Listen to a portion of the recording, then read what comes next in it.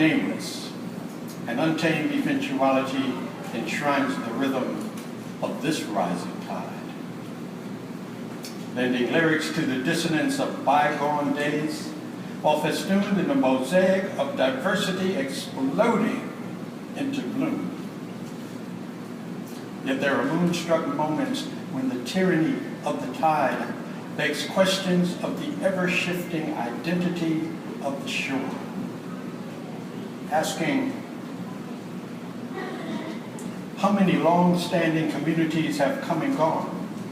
Homes filled with loving, now stripped of song. How many names, lives, means, and dreamers placed at the mercy of political demeanors? And how much more misery might our hearts contain? Can our music sustain? Shall we now poetically proclaim in words as well as shadows? And how many voices, including your own, shall it take to imbue these legacies with due respect? We, the inhabitants of this low country living, in order to invoke a more sustainable union, embrace the memories of the heroes been and gone, while exulting in their fury, raging forcefully from across the sea. As century upon century, our needs have declared the self-assigned authority to claim, to inhabit, to rename in denial the homesteads of those who have come before. Dig deep, and you will rediscover the striated history of bones and detritus piled layer upon layer, of the toys and joys of previous new beginnings, of the dreams and blood and sweat and sacrifice that once occupied the foundations of these places we knew as home. For therein lies our unambiguous identities, clear-cut as diamonds, compressed through the pressure of needs upon needs upon needs disregarded.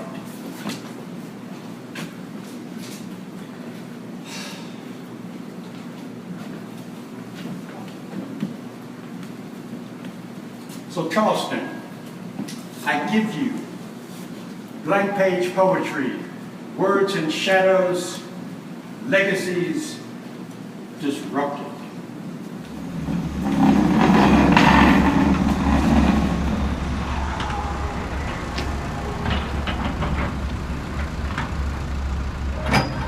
I turn right 1 degree. I hear the news. I know it's close.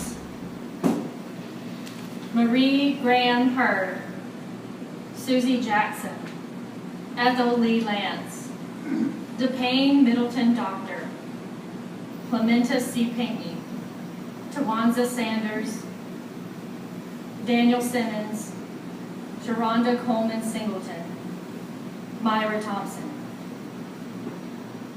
I walk in and I taste the pain, the confusion. White on black, my family, my people. Lamar tells me how Tawanza shielded his Aunt Susie. He shot them in the church. He shot all of them in the church. Days of funerals, the air is gone. Murder, murder. I turn left, I turn right, pools of blood the same color, black and white. Murder in the first degree. Times 2, 1 degree. Horrific murders in the first degree. Times 2, 1 degree. The pain, confusion, my family, my people. make it stop.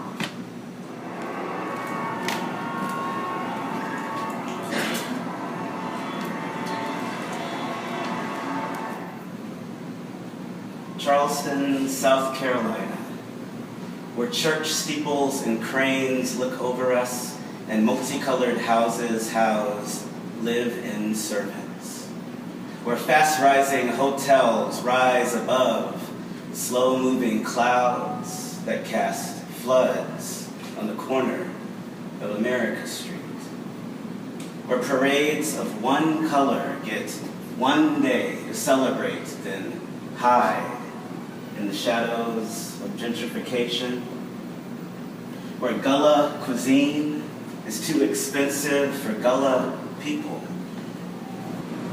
sorting through a history of scrambled words. I am the tongue-tied baby of the family, the wide-eyed wanderer who finally found a home, walking past the broken down buildings that hold the streets together and having real conversations with America, admiring her ball gowns down one-way streets and washing off the doom of her repugnant perfume.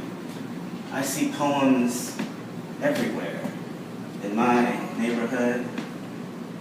They are the graffiti artists of the sky. The endless phone numbers typed in the cell phones, the puddles of alcohol that linger like rain on an unholy city, searching for God amongst the ghosts within.